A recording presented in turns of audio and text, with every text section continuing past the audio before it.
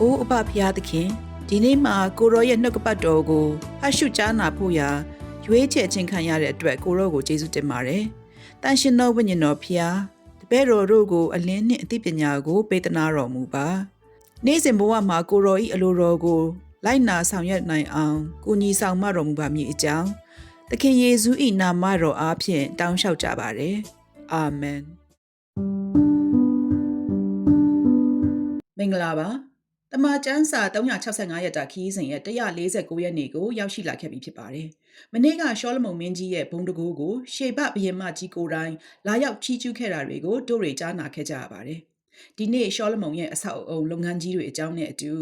ဉာဏ်ပညာအရှိဆုံးဘုရင်ကြီးကဘဝရဲ့အတိတ်ပဲကိုဓမ္မဒိဋ္ဌံကြကြပြန်လည်သုံးသပ်ထားတဲ့ကျမ်းစာအသစ်ဒေသနာကျမ်းကိုအတူတူစတင်ကြရမှာဖြစ်ပါတယ်။ဒီနေ့ဖတ်ရှုရမယ့်ကျမ်းပိုက်တွေကတော့ဓမ္မရာဇဝင်တတိယဆောင်အခန်းကြီး9ဒေသနာကျမ်းအခန်းကြီး1 2နဲ့3စာလံကျမ်း9တို့ဖြစ်ပါတယ်။လောကကြီးမှာအရာအလုံးဟာအချီးနှီးဖြစ်တယ်လို့ခံစားနေရချိန်မှာဖျားသခင်ကိုဘယ်လိုရှာရမလဲဆိုတာအတူတူဆင်ခြင်ကြည့်ကြပါစို့။မင်းကြီးရှောလမုန်ရဲ့နန်းတော်နဲ့ကျေးဝါလက်ရာများအကြောင်းကိုတော့ဓမ္မရာဇဝင်တတိယဆောင်အခန်းကြီး9မှာကြားနာမှာဖြစ်ပါတယ်။ရှောလမုန်မင်းကြီးဟာဖျားသခင်ရဲ့ဗိမာန်တော်ကို9နှစ်ကြာဆောက်လုပ်ခဲ့ပေမဲ့သူ့ရဲ့ကိုယ်ပိုင်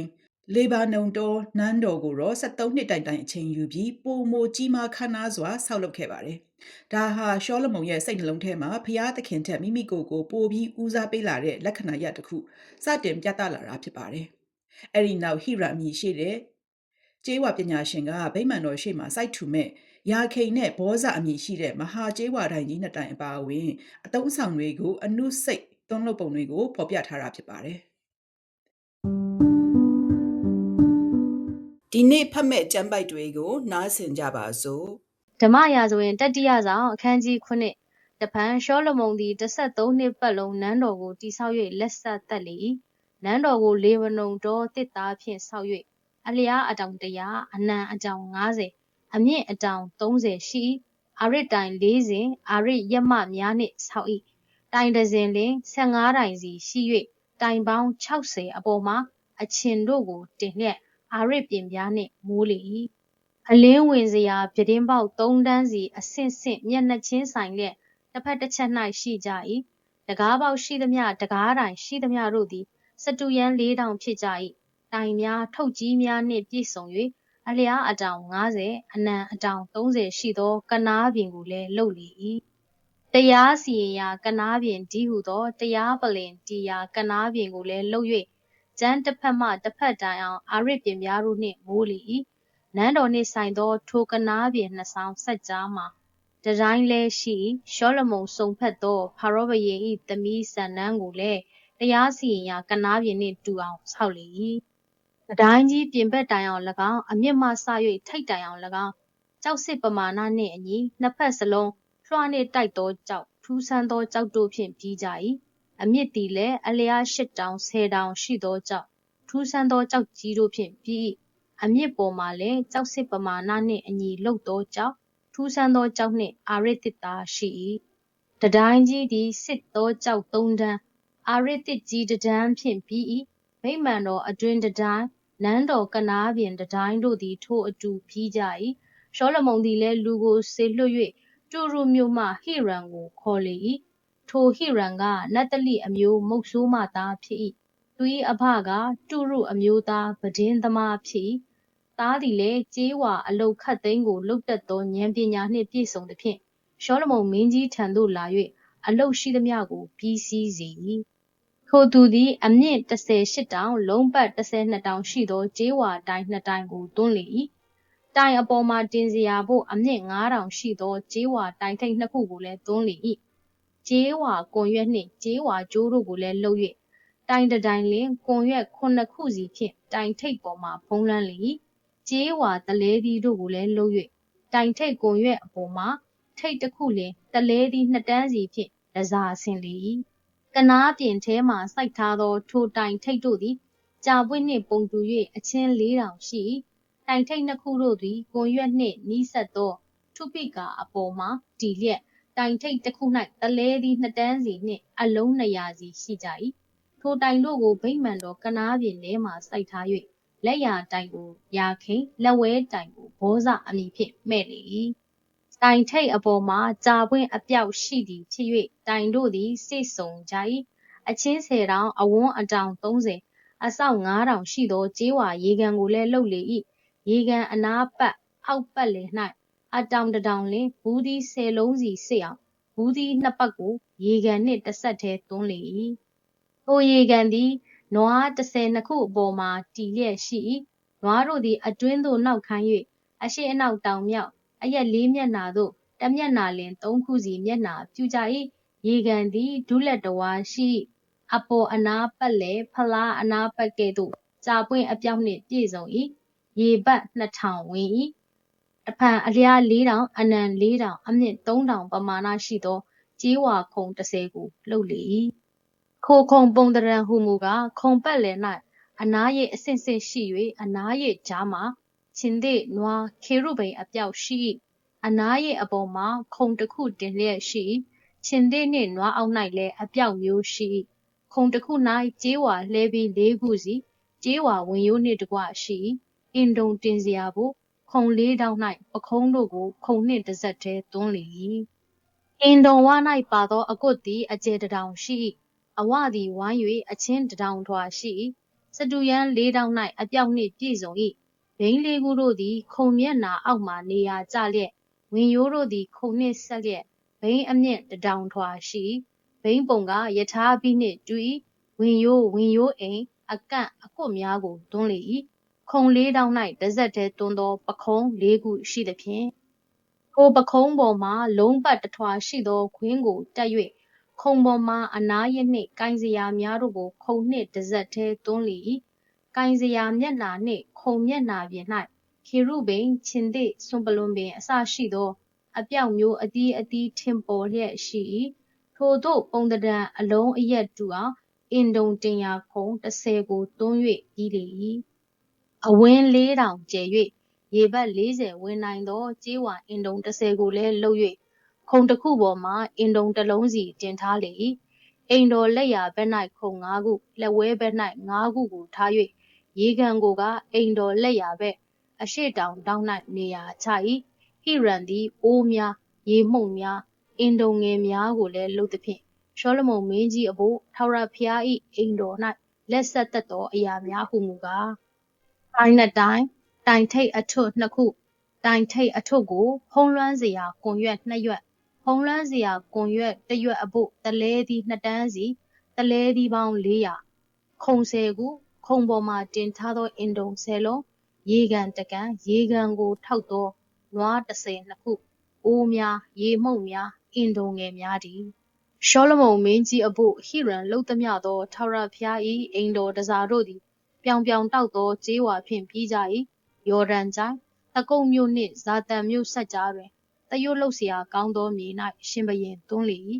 ထိုတစားတို့သည်အလွန်များသောကြောင့်ရှောလမုန်သည်မချိန်ဘဲသွန်းထား၏ကြေးဝါအချိန်ကိုအဘယ်သူမျှမသိ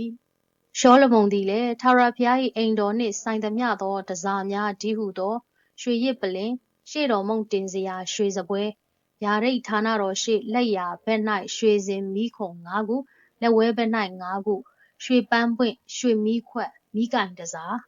ရွှေစင်ဖြင့်ပြီးသောခွက်များမီးညက်လင်ပန်းဇွန်းပြာခံစရာအိုးများအလွန်တန့်ရှင်းရာဌာနတော်အတွင်းခန်းတကားနှင့်ဗိမာန်တော်ပြင်ခန်းတကားဆွဲထားသောရွှေပတ်တာများတို့ကိုလှုပ်လေ၏ထို့သောရှောလမုန်မင်းကြီးသည်ထာဝရဘုရား၏အိမ်တော်အဖို့ပြုလုပ်စီရင်သမျှအလုံးစုံတို့ကိုလက်စသက်ပြီးမှခမဲတော်ဒါဝိဒ်လှူသောရွှေငွေတစားများကိုဆောင်ခဲ့၍ထာဝရဘုရား၏အိမ်တော်ဗန္တာစုထဲမှသွင်းထားလေ၏အရာခတ်သိမ်းတို့သည်အချီးနှီးဖြစ်ခြင်းနှင့်အချိန်နာရီအကြောင်းကိုဒေသနာကျမ်းရေးတဲ့သူဖြစ်တဲ့ရှောလမုန်မင်းကြီးအသက်ကြီးရင်းလို့ဘဝကိုပြန်လည်သုံးသပ်တဲ့အခါရေးသားခဲ့တဲ့ဒေသနာကျမ်းအခန်းကြီး1ကနေ3မှာကြားနာမှာဖြစ်ပါတယ်။အချီးနှီးသက်သက်အလုံးစုံတို့သည်အချီးနှီးဖြစ်ကြ၏လို့အစပြုထားပါတယ်။လောကမှာပညာရှာခြင်းစီးစိမ်ခံစားခြင်းအဆောက်အုံဆောက်ခြင်းအလုံးဟာလေကိုဖန်တကဲ့သို့အချီးနှီးပဲလို့ဆိုပါတယ်။အခန်းကြီး3မှာတော့အလွန်ကြော်ကြားလာတဲ့အရာခတ်သိမ်းတို့သည်မိမိတို့အချိန်ရှိကြ၏မွေးရသောအချိန်တေရသောအချိန်ငိုရသောအချိန်ရီးရသောအချိန်ဆိုပြီးလူဘဝရဲ့ကန္တာဆောင်ဟာဖ ဖျားသခင်ရဲ့အချိန်စရာအောက်မှာရှိကြောင်းလှပစွာကြပြဖွဲ့ထားတာဖြစ်ပါတယ် ဒေသနာကျမ်းအခန်းကြီး1ဒါဝိဒ်၏သားတော်ဓမ္မဒေသနာဆရာဖြစ်သောယေရုရှလင်မင်းကြီး၏စကားဟုမူကားအနတ္တတက်တက်အနတ္တတက်တက်ခတ်သိမ်းသောအရာတို့သည်အနတ္တဖြစ်ကြ၏လူသည်နေအောက်မှကြိုးစားအားထုတ်သမျှတို့၌အဘယ်အကျိုးရှိသနည်းလူတစ်ဆက်လွန်သွား၏တစ်ဆက်ပေါ်လာ၏မြေကြီးမူကားအစဉ်အမြဲတည်နေလဲထွက်လျက်ဝင်လျက်ထွက်ရာအရက်တို့တစ်ဖန်ပြေးလျက်တောင်လန်းသို့လိုက်၍တစ်ဖန်မြောက်လန်းသို့ပြန်လေတက်၏လေသည်လည်းအစဉ်လဲသွား၍လေပြီးသောအရက်တို့တစ်ဖန်ပြန်၍လေပြန်တက်၏ခတ်သိမ်းသောမြစ်တို့သည်ပင်လေထဲသို့ရောက်ကြ၏သို့တော်လည်းပင်လေသည်မပြည့်တတ်မြစ်ရည်သည်စီးထွက်ရာအရက်တို့တစ်ဖန်ပြန်သွားတတ်၏ခတ်သိမ်းသောအရာတို့သည်လူမပြောနိုင်အောင်ပင်ပန်းခြင်းနှင့်ရှင်ကြ၏မျက်စိသည်မြင်၍မကုန်တတ်နားသည်လည်းကြား၍မဝတတ်ဖြစ်ဖူးသောအရာသည်ဖြစ်လက်တတ်သောအရာနှင့်တူ၏ယခုပြုသောအမှုသည်ပြုလက်တတ်သောအမှုနှင့်တူ၏နေအောက်မှအသစ်သောအမှုအရာမရှိကြည်ပါအသစ်ဖြစ်၏ဟုဆိုရသောအမှုအရာတစ်စုံတစ်ခုရှိသလောထိုအမှုအရာသည်ငါတို့အရင်ရှေးကာလ၌ဖြစ်ဖူးပြီရှေးဖြစ်ဖူးသောအမှုအရာတို့ကိုမေ့လျော့တတ်၏နောက်ဖြစ်လက်တတ်သောအမှုအရာတို့ကိုလည်းထိုအမှုအရာနောက်၌ဖြစ်လက်တတ်သောသူတို့သည်မေ့လျော့ကြလိမ့်မည်ငါဓမ္မဒေသနာဆရာသည်ယေရုရှလင်မြို့၌ဣသေလရှင်ဘုရင်ဖြစ်စဉ်တွင်မိုးကောင်းငင်အောက်၌ပြုသမျှတို့ကိုဉာဏ်ပညာအားဖြင့်ရှာဖွေစစ်ဆေးခြင်းကနှလုံးထား၏လူသားတို့ကျင်လည်ရာဖို့ထိုပင်ပန်းစေသောအမှုကိုဘုရားသခင်ပေးတော်မူပြီနေအောက်မှာပြုလေသမျှသောအမှုအရာတို့ကိုငါမြင်ပြီးအလုံးစုံတို့သည်အနတ္တအမှုလေကိုကျက်စားသောအမှုဖြစ်ကြ၏ကောက်သောအရာကိုမဖြောင့်စေနိုင်ချို့တဲ့သောအရာကိုမရေတွက်ရ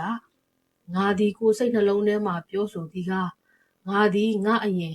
ယေရုရှလင်မြို့၌ဖြစ်ဖူးသောသူအပေါင်းတို့ထက်ကြီးမြင့်၍ပညာရှိ၏အကယ်စင်စစ်ငါစိတ်နှလုံးသည်ပညာအတတ်များကိုအထူးသဖြင့်လေ့ကျက်၏ပညာတရားကို၎င်းရက်ပေါ်ခြင်းနှင့်မိုက်မဲခြင်းတို့ကို၎င်းပိုင်းခြား၍သိအံ့သောငါသည်နှလုံးထား၏ထိုအမှုသည်လည်းလေကိုကျက်စားသောအမှုဖြစ်သည်ကိုရိပ်မိ၏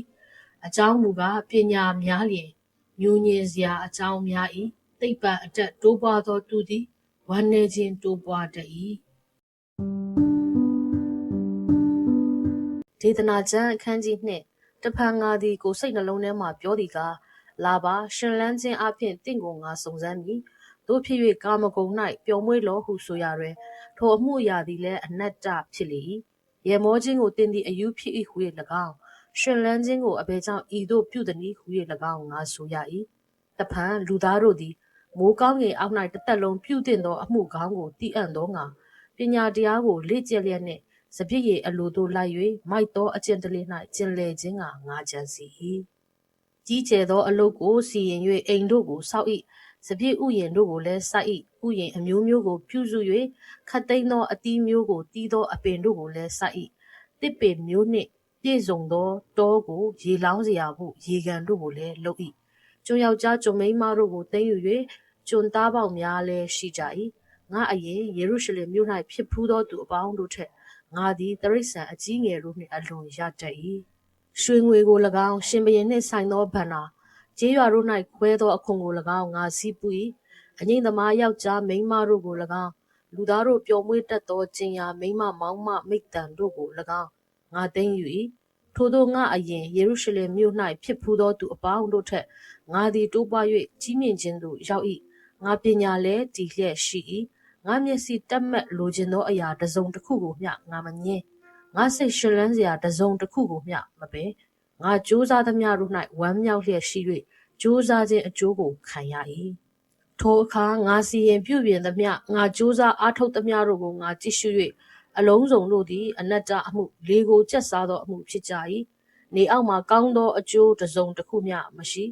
တဖန်ငါလှည့်၍ပညာတရားကို၎င်းရက်ပေါ်ခြင်းနှင့်မိုက်မဲခြင်းတရားတို့ကို၎င်းဆင်ခြင်၏ရှင်ဘုရင်နောက်မှာဖြစ်သောသူသည်အဘယ်သို့ပြုနိုင်သနည်းပြုဘူးသည့်အတိုင်းသာပြုနိုင်၏တို့ရာတွင်အလင်းသည်မှောင်မိုက်ထက်မြတ်တကဲ့သို့ပညာသည်မိုက်မဲခြင်းထက်မြတ်သည်ကိုငါသိမြင်၏ပညာရှိသောသူ၏မျက်စိတို့သည်သူ၏ဦးခေါင်း၌ရှိ၏ မိုက်တော်သူမူကမောင်မိုက်၌ကျင်လေတက်၏သို့တော်လည်းထိုသူအပေါင်းတို့သည်တခုတည်းသောအမှုနှင့်တွေ့ကြုံတတ်သည်ကိုငါရိပ်မိ၏တို့ဖြစ်၍မိုက်တော်သူတွေ့ကြုံတကဲ့သို့ငါသည်တွေ့ကြုံရင်အဘယ်ကြောင့်သူထက်သာ၍ပညာရှိသည်နည်းဟူ၍၎င်းဤအမှုအရာသည်လည်းအနတ္တဖြစ်သည်ဟူ၍၎င်းငါအောက်မိ၏ယခုဖြစ်သည်မြသောအမှုအရာတို့ကိုနောင်ကာလ၌မေ့လျော့လိမ့်မည်ဖြစ်၍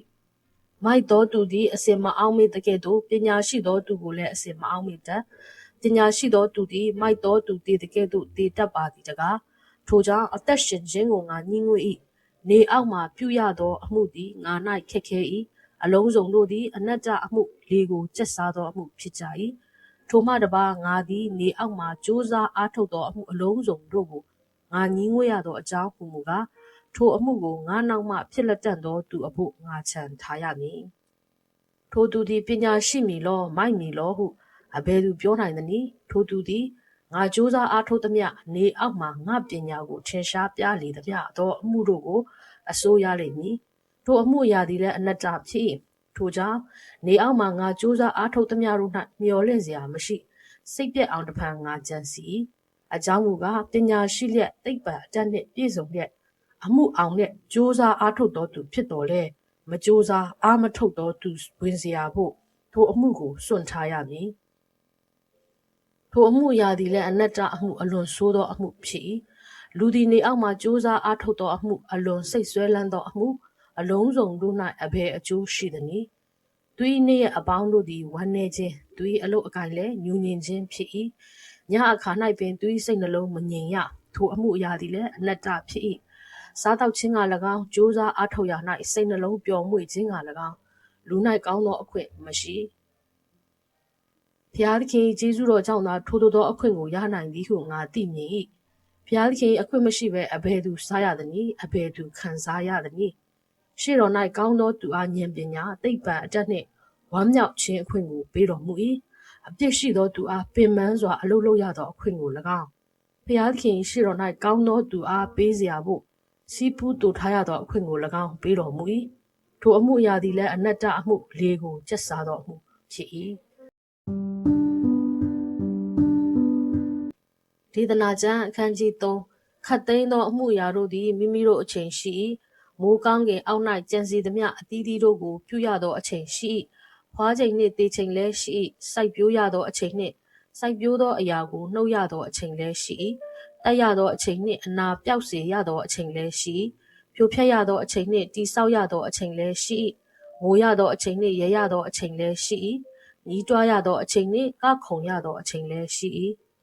ကြောက်တို့ကိုဖြန့်ကျဲရသောအချိန်နှင့်စုသိမ်းရသောအချိန်လည်းရှိ၏ဖျက်ရသောအချိန်နှင့်မဖက်ရန်ပဲခွဲခွာ၍နေရသောအချိန်လည်းရှိ၏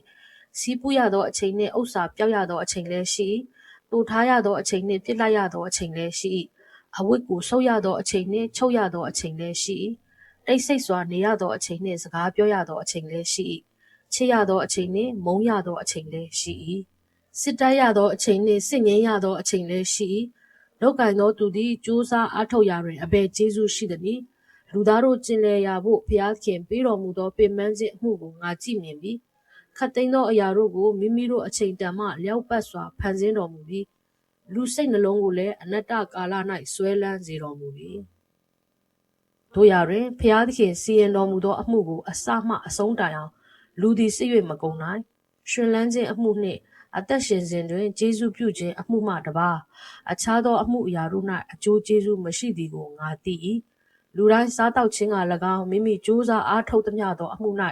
ပျော်မွေ့ခြင်းက၎င်းဘုရားသခင်ကျေးဇူးတော်ကြောင့်သာအခွင့်ရှိ၏ဘုရားသခင်ပြုတော်မူသမျှသောအမှုသည်နိစ္စထာဝရဖြစ်သည်ကိုငါသိ၏ထပ်၍မပြုနိုင်ရာနှုတ်၍မယူနိုင်ရာလူတို့သည်ရှေ့တော်၌ကြောက်ရွံ့မည်အကြောင်းဘုရားသခင်ပြုတော်မူ၏ဖြစ်ဖူးသောအရာသည်ယခုဖြစ်သောအရာနှင့်တူ၏ဖြစ်လက်တန့်သောအရာသည်လည်းဖြစ်ဖူးသောအရာနှင့်တူ၏လွန်ပြီးသောအရာတို့ကိုလည်းဘုရားသခင်တောင်းပြန်တော်မူ၏ထိုမှတပါနေအောက်မှတရားစီရင်ရာအရ၌အာရမအမှုရှိသည်ကို၎င်းဖြောင့်မတ်ရာအရ၌ဒုစရိုက်ရှိသည်ကို၎င်းငါမြင်ပြီဘုရားသခင်သည်ဖြောင့်မတ်သောသူတို့၏အမှုနှင့်မတရားသောသူတို့၏အမှုကိုစစ်ကြောစီရင်တော်မူမည်ဟုငါအောက်မေ၏အကြောင်းမူကားခတ်သိမ်းသောအကြံခတ်သိမ်းသောအမှုတို့ကိုစစ်ကြောစီရင်ရသောအချိန်ရှိ၏လူသားတို့နေရာကိုရည်မှတ်၍ငါအောက်မေသည်ကား လူတို့ကိုဘုရားသခင်စုံစမ်းတော်မူမည်အကြောင်းနှင့်သူတို့သည်တိရစ္ဆာန်ကဲ့သို့ဖြစ်သည်ကိုသူတို့သိမြင်မည်အကြောင်းနေရာကျသည်လူသားတွေ့ကြုံသောအမှုကိုတိရစ္ဆာန်တွေ့ကြုံတတ်၏ထိုနှစ်ဦးတို့သည်တပါးတည်းသောအမှုကိုတွေ့ကြုံလျက်တဦးတည်တကဲ့သို့တဦးတည်တတ်၏အလုံးစုံတို့သည်အသက်တစ်မျိုးတည်းရှိကြ၏သို့ဖြစ်၍လူသည်တိရစ္ဆာန်ထက်ထူးမြတ်သောအကြောင်းမရှိအလုံးစုံတို့သည်အနတ္တဖြစ်ကြ၏အလုံးစုံတို့သည်တစ်ခုတည်းသောအရပ်သို့ရောက်တတ်ကြ၏အလုံးစုံတို့သည်မြေမှုန့်ထဲကဖြစ်သည်နှင့်အညီမြေမှုန့်ထဲသို့ပြန်သွားတတ်ကြ၏တို့ရာတွင်အထက်သို့တက်တက်သောလူသား၏ဝိညာဉ်ကို၎င်းအောက်အရက်မြေသို့ဆင်းသက်သောတိရစ္ဆာန်၏ဝိညာဉ်ကို၎င်းအဘယ်သူသည်ပိုင်းခြား၍သိသနည်းလူသည်မိမိပြုမူရာ၌ပြောမွေ့ခြင်းအမှုထက်သာ၍ကောင်းသောအမှုမရှိသည်ကိုငါသိမြင်၏ထိုအမှုသည်သူ၏အဖို့ဖြစ်၏သူသည်မိမိနောက်မှာအဘယ်သို့ဖြစ်လက်တန်သည်ကိုသိမြင်မည်အကြောင်းအဘယ်သူဆောင်ခဲ့လိမ့်မည်နည်းမနေ့စောစောမှာဖျားသခင်ထံလမ်းပြမှုကိုတောင်းခံတဲ့ဒါဝိဒ်ရဲ့ဆုတောင်းခြင်းကိုတော့9ခုမြောက်သောဆာလံကျမ်းမှာကြားနာကြမှာဖြစ်ပါတယ်။အိုထာဝရဖျားနနေ့အချိန်၌အကျွန်ုပ်၏စကားကိုနားညောင်းတော်မူပါ။နနေ့အချိန်၌ကိုရောစီတို့ဆုတောင်းခြင်းကိုပြင်ဆင်၍မျှော်လင့်လက်နေပါမည်လို့အစပြုထားတဲ့မင်္ဂလာရှိတဲ့နနေ့ခင်းဆုတောင်းချက်ဖြစ်ပါတယ်။ဖျားသခင်ဟာမတရားမှုကိုမုန်းတီးပြီးဖြောက်မှတ်သူတွေကိုတော့ဒိုင်းလွှားကဲသို့ကာကွယ်မဆတော်မူကြောင်းဒါဝိဒ်ကတည်ဆိုထားပါတယ်။9ခုမြောက်သောစာလံအိုထာဝရဘုရားအကျွန်ုပ်၏စကားကိုနားထောင်တော်မူ၍အကျွန်ုပ်မြည်တမ်းခြင်းကိုဆင်ခြင်တော်မူပါအကျွန်ုပ်၏ရှင်ဘုရင်အကျွန်ုပ်၏ဘုရားအကျွန်ုပ်သည်ကိုတော်ကိုဆုတောင်းသည်ဖြစ်၍အကျွန်ုပ်အော်ဟစ်သောအတန်ကိုနားထောင်တော်မူပါအိုထာဝရဘုရားနတ်နဲ့အခါအကျွန်ုပ်စကားသံကိုကြားတော်မူရပါ၏နတ်နဲ့အခါကိုတော်ကိုမျက်မှောက်ပြု၍မျှော်လင့်ပါမည်ကိုတော်သည်မတရားသောအမှုကိုနှစ်သက်သောဘုရားမဟုတ်ဆိုးသောသူကိုလက်ခံတော်မမူမိုက်သောသူသည်အထံတော်သို့မဝင်ရမတရားသဖြင့်ပြုသောသူအပေါင်းတို့ကိုမုန်းတော်မူ၏မူသာစကားပြောသောသူတို့ကိုဖျက်ဆီးတော်မူ၏လူအသက်ကိုတတ်တတ်သောသူနှင့်လှည့်စားတတ်သောသူတို့ကိုထာဝရဘုရားဆက်ဆုပ်ရွံရှာတော်မူ၏အကျွန်ုပ်မူကားများစွာသောကျေးဇူးတော်ကိုခံစားရသဖြင့်အိမ်တော်သို့ရောက်၍ကိုတော်ကိုကြောက်ရွံ့သောစိတ်နှင့်တန်ရှင်းသောဗိမာန်တော်တွင်ကိုးကွယ်ပါလိမ့်မည်။အိုထာဝရဘုရားအကျွန်ုပ်၏ရန်သူတို့ကြောင့်အကျွန်ုပ်ကိုတရားတော်လမ်းထဲသို့ပို့ဆောင်တော်မူပါ။ကိုတော်၏လမ်းကိုအကျွန်ုပ်ရှေ့မှဖြောင့်စေတော်မူပါ။သူတို့၏နှုတ်တွင်သစ္စာမရှိပါ။သူတို့နှလုံးသည်အလွန်ဆိုးဝါး၏။သူတို့၏လေကြောင်းသည်ဖွင့်ထားသောသင်္ချိုင်းတွင်ဖြစ်ပါ၏။သူတို့သည်ရှာနှင့်ချော့မော့တတ်ကြ၏။အိုဘုရားသခင်သူတို့အပေါ်မှာအပြစ်ရောက်စေတော်မူပါ။မိမိတို့အကြံစီအားဖြင့်လဲကြပါစေသော။ကိုတော်ကိုပုန်ကန်သောသူဖြစ်၍ပြစ်မှားသောအပြစ်များသောကြောင့်သူတို့ကိုနှင်ထုတ်တော်မူပါကိုတော်ကိုကိုးစားသောသူတို့မူကားဝမ်းမြောက်ကြပါစေသောစောင့်ရှောက်တော်မူခြင်းကိုခံရ၍ဝမ်းမြောက်သည်နှင့်ကြွေးကြော်ကြပါစေသောနာမတော်ကိုချစ်သောသူတို့သည်ကိုတော်ကြောင့်ဝမ်းသာရှင်လန်းခြင်းရှိကြပါစေသောအိုထာဝရဘုရားကိုတော်သည်ဖြောင့်မတ်သောသူကိုကောင်းကြီးပေး၍ကျေးဇူးတော်အားဖြင့်ကွယ်ကာဆောင်မတော်မူလိမ့်သတည်း Hi, my name is Father Mike Schmitz. အခုခေတ်ကာလနဲ့အင်မတန်မှတိုက်ဆိုင်တဲ့လူတွေရဲ့ဦးစားပေးမှုနဲ့အချိန်ကာလအကြောင်းကိုဓမ္မရာဇဝင်တတိယဆောင်အခန်းကြီး9မှာကြားနာခဲ့ကြရပါတယ်။ဒီအခန်းမှာပါဝင်တဲ့ဗိမာန်တော်ထက်ကြီးသောနန်းတော်ကိုရည်ညွှန်းပြီး Father Mike ကတို့တွေကိုအခုလိုတတိပေးပါတယ်။ရှောလမုန်မင်းကြီးဟာဖျားသခင်အိမ်တော်ထက်သူ့ရဲ့အိမ်တော်ကို2ဆနီးပါးအချိန်ပိုပေးပြီးဆောက်ခဲ့ပါတယ်။ဒါတွေဟာတို့တွေရဲ့ဘဝအတွက်တတိပေးချက်ပါ။တို့တွေဟာဖျားသခင်ရဲ့ဝိညာဉ်ရေးရာထက်ကိုယ့်ရဲ့လောကီအစဉ်ပြေမှုကိုယ့်ရဲ့တက်တောင့်တက်တာဖြစ်မှုကိုပို့ပြီးအချိန်ပေးငွေပေးပြီးတိဆောက်နေမိပါသလားလို့ဆန်းစစ်ဖို့လိုပါတယ်။ဒါလေးကတော့လှုပ်လိုက်မယ်။ငါကလူပဲလေယဟန္တာမှမဟုတ်တာဆိုတာကိုကြားဖူးပြောဖူးကြမယ်ထင်ပါတယ်။ဒီလိုစင်ချေပေးတာဟာဒုခရိယန်တွေရဲ့လမ်းစဉ်ကနေလွဲချော်နေပါတယ်။လူတိုင်းအရောက်စိတ်တိုင်းဟာသူတော်စင်ဖြစ်ဖို့ကောင်းကင်နိုင်ငံတော်သို့ခေါ်ဖိတ်ခြင်းခံထားရသူများဖြစ်ပါတယ်။အချင်းနီးသောလောကကြီးလို့ထင်မြင်အောင်ရေးသားထားတဲ့ဒေသနာကျမ်းကိုဖတ်ရတဲ့အခါစိတ်ပြက်စရာကြီးလို့ထင်ရတတ်ပါတယ်။ပြီးတော့ဒီဒေသနာကျမ်းမှာနေအောက်၌ဆိုတဲ့စကားစုကိုအကြိမ်ကြိမ်သုံးထားတာကြားနာခဲ့ကြရပါတယ်။ Father Mike ကအခုလိုရှင်းပြပါတယ်။ရှောလမုန်ကလောကီအရာတွေဟာဘုရားသခင်မပါရင်ဘာအဓိပ္ပာယ်မှမရှိဘူးဆိုတာကိုကိုယ်တိုင်အကုန်စမ်းသပ်ပြီးသက်သေခံနေတာပါ ဒေသနာကျမ်းရဲ့ဆိုလိုရင်းကဖျားသခင်မပါပဲလောကီအမြင်သက်သက်နေအောက်ကကဘာနဲ့ပဲကြည့်မယ်ဆိုရင်ဉာဏ်ပညာငွေကြေးပျော်ရွှင်မှုအလုံးဟာတကယ်ပဲခဏတာအခိုးအငွေအဖြစ်အချီးနှီးဖြစ်နေပါတယ်ဆိုတာကိုတွေ့မြင်ရမှာပါဒါဟာတို့တွေကိုစိတ်တက်ကြစေဖို့မဟုတ်ပဲစစ်မှန်တဲ့တည်တံ့ခြင်းကိုရချင်ရင်နေရဲ့အထက်မှာရှိတဲ့ဖျားသခင်ကိုပဲကိုးစားရမယ်လို့သင်ခန်းစာပေးနေတာဖြစ်ပါတယ်နည်းနည်းဥယျံကိုဖျားသခင်၌အနှံခြင်းဆိုတဲ့အကြောင်းကို9ခုမြောက်သောဆာလံထဲမှာကြားနာခဲ့ကြပါတယ်ဒါဝိဒ်မင်းကြီးဟာနေ့တစ်နေ့ကိုဖျားသခင်ထံဆုတောင်းခြင်းနဲ့စတင်လေးရှိပါတယ်Father Mike ကမင်းရဲ့နေ့ရက်တိုင်းကိုဖုန်းကြည့်တာသတင်းဖတ်တာတွေနဲ့မစတင်ပါနဲ့9ခုမြောက်သောဆာလံထဲကအတိုင်းပထမမနက်ခင်းရဲ့အချိန်ဦးကိုဘုရားသခင်ထံဆုတောင်းခြင်းနဲ့ပြင်ဆင်ပြီးကိုရောရှင်ရဲ့လမ်းပြမှုကိုမျှော်လင့်ခြင်းနဲ့စတင်လိုက်ပါလို့အားပေးပါတယ်ဆုတောင်းကြစို့ကိုရောရှင်ထာဝရဘုရားတပည့်တော်တို့သည်လည်းရှောလမုန်မင်းကြီးကဲ့သို့မိမိရဲ့တက်တောင့်တက်တာရှိမှုများထဲ၌နစ်မွမသွားပဲကိုရောရှင်၏အမှုတော်ကိုအစဉ်ဦးစားပေးနိုင်သောနှလုံးသားများပေးသနာတော်မူပါဒေသနာကျမ်းထဲကအတိုင်းလောကီအရာအလုံးသည်ခဏတာအခိုးအငွေ့မျှတာဖြစ်ကြောင်းသိမြင်လျက်ပြောင်းလဲတတ်သောလောကီစည်းစိမ်များ၌မျောလင့်ခြင်းမထားဘဲအချိန်ကာလအလုံးကိုစီမံတော်မူသောကိုရောရှင်ကိုသာကိုးစားပါ၏9ခုမြောက်သောဆာလံထဲကအတိုင်းနေ့ရက်တိုင်းဤနနက်ဦးရန်ချိန်ကိုကိုရောရှင်ထံဥစွာဆက်ကပ်အနှံပြီးကိုရောရှင်ဤဂယုဏတော်ရိပ်၌ခိုလုံလျက်ဝမ်းမြောက်စွာရှောက်လှမ်းနိုင်သူများဖြစ်စေတော်မူပါအာမင်ဒီနေ့တို့ရဲ့ဘဝမှာဖျားသခင်ထက်ပိုပြီးအချိန်ပေးမိနေတဲ့လောကီအရာတွေရှိနေပါသလားဒေသနာကျမ်းကိုဆင်ခြင်ပြီးအရာအလုံးရဲ့အရှင်သခင်ဖျားသခင်ကိုပဲဘဝရဲ့နံပါတ်1နေရာမှာပြန်ထားရအောင်လို့တိုက်တွန်းလိုက်ပါတယ်မနက်ဖြန်မှာတော့ဗိမာန်တော်ကြီးကိုဖျားသခင်ထံအလုံးစုံဆက်ကပ်ပြီးနောက်ရှောလမုန်မင်းကြီးရဲ့ဘဝနောက်ပိုင်းအမှားများနဲ့အတူနိုင်ငံတော်ကွဲအပ်ခြင်းရဲ့အစပျိုးပုံတွေကိုဆက်လက်လေ့လာကြပါမယ်။မနက်ဖြန်မှာပြန်ဆောင်ကြပါမယ်။ချစ်စွာသောညီကိုမောင်မများအားလုံးပေါ်မှာဖျားသခင်ရဲ့ချစ်ချင်းမေတ္တာတက်ရောက်ပါစေ။အာမင်။